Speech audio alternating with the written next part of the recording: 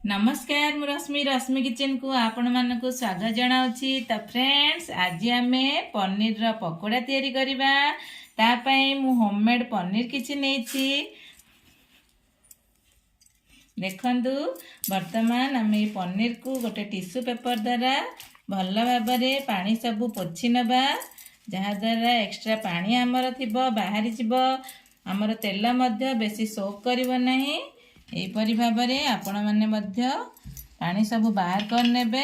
वर्तमान आमे सब पनीर को टिके बड़ा बड़ा साइज रे काटी रखिबा।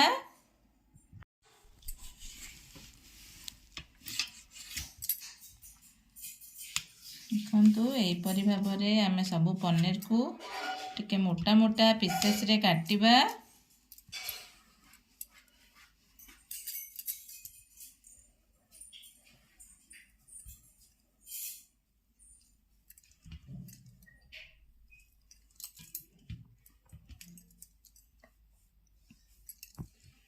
एपरि मझिरु मध्य आमे गोटे पीस करिबा, जद्वारा आमे मझिरे टमाटो सॉस, चाट मसला एवं काश्मीर चिल्ली दबा।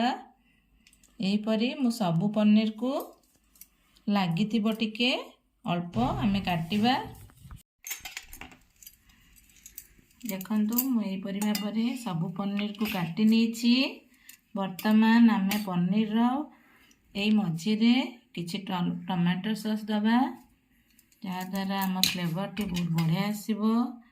किछि चाट मसला मध्य दबा,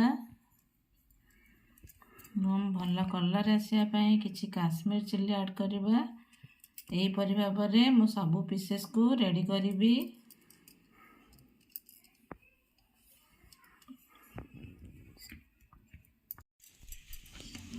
देखंतु वर्तमान मु सबुथिरे मोर टमाटो सॉस एवं काश्मीर चिल्ली देई मु रेडी कर सारिछि।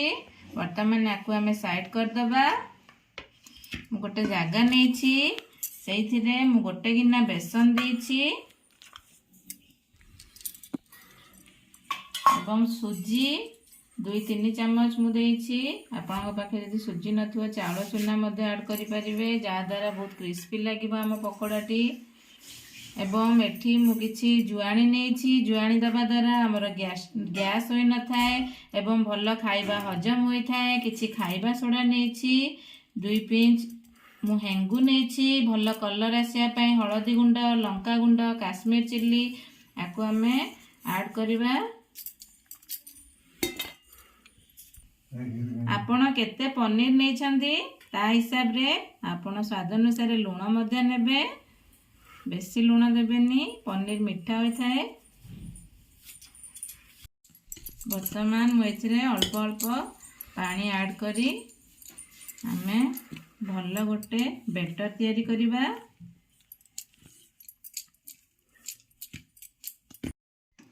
देखंतु मोर बैटर टी रेडी हो सारिछि। आपण माने मध्य एई परि भाबरे कंसिस्टेंसी रखिबे। देखंतु बेसी पतला करिवेनी, नहले बहुत तेल टाणिबो। गोटे कड़ाई रे तेल नै जाईछि। मो तेल गरम हो सारिछि। आपण माने मध्य जोर आंच देबे नाही, लो फ्लेम रे पकोड़ी पकेबे।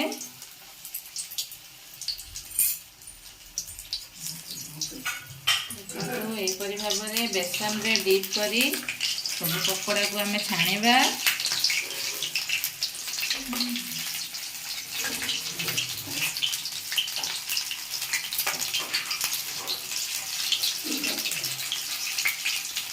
बहुत टेस्टी लगी थाए हमर ए पनीर पकोड़ाटी। घरे आपण माने मध्य एई परि भाबरे प्रोसेस रे तयारी करंतु, देखिबे बहुत टेस्टी लगी थाए पकोड़ीटी।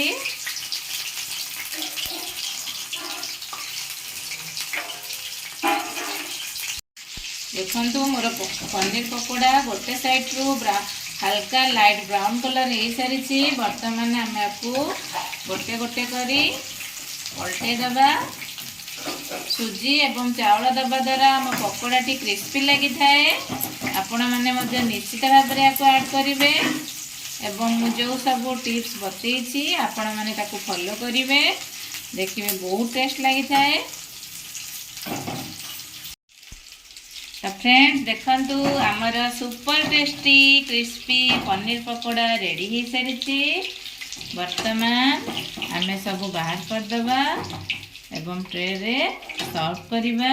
गर्मा गरम चा सहित यही गर्मा गरम पनीर पकोड़ा आपण मैंने थारे निश्चित घरे ट्राए कर देखंतु, बहुत टेस्टी लगी थाए। संध्या बेल रे इवनिंग स्नैक्स रे आपण मैंने बनई घरे यही परी प्रोसेस रे तैयारी करंतु।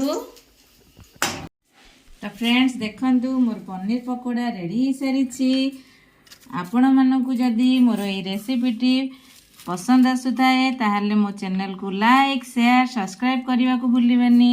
मोर एहीपरी नुआ नुआ वीडियोर नोटिफिकेशन देखिया मो चैनल को लाइक शेयर सब्सक्राइब करंतु एवं पाखरे थिबा बेल आइकन को प्रेस करंतु। नमस्कार, धन्यवाद, जय जगन्नाथ, थैंक यू, बाय।